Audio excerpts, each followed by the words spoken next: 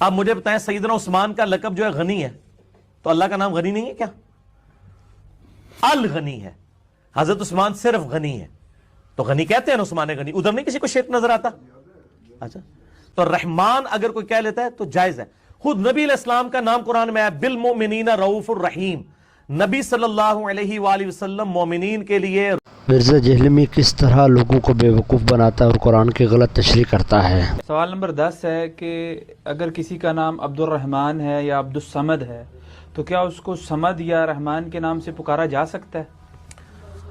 ہاں جی، رحمان کا نام جو ہے نا وہ پکارا جا سکتا ہے۔ رحمان کہتے ہیں رحم کرنے والے کو، اللہ کا نام رحمان نہیں ہے، اللہ کا نام ہے الرحمن، دی رحمان۔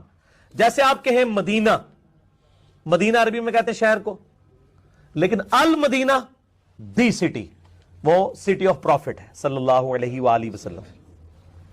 عبد الرحمن نام والے کو رحمان کہہ سکتے ہیں آپ کہ رحم کرنے والا۔ آپ مجھے بتائیں سیدنا عثمان کا لقب جو ہے غنی ہے، تو اللہ کا نام غنی نہیں ہے کیا؟ الغنی ہے، حضرت عثمان صرف غنی ہے، تو غنی کہتے ہیں نا عثمان غنی، ادھر نہیں کسی کو شرک نظر آتا؟ اچھا، تو رحمان اگر کوئی کہہ لیتا ہے تو جائز ہے۔ خود نبی علیہ السلام کا نام قرآن میں ہے بالمؤمنین رؤوف الرحیم، نبی صلی اللہ علیہ وآلہ وسلم مومنین کے لیے رؤوف بھی ہیں رحیم بھی ہیں، تو رؤوف اور رحیم تو اللہ بھی ہے؟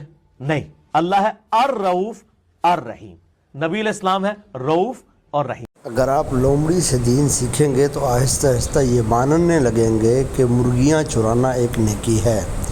یہی حال مرزا جہلمی کا ہے، اب آپ سوچ لیجئے۔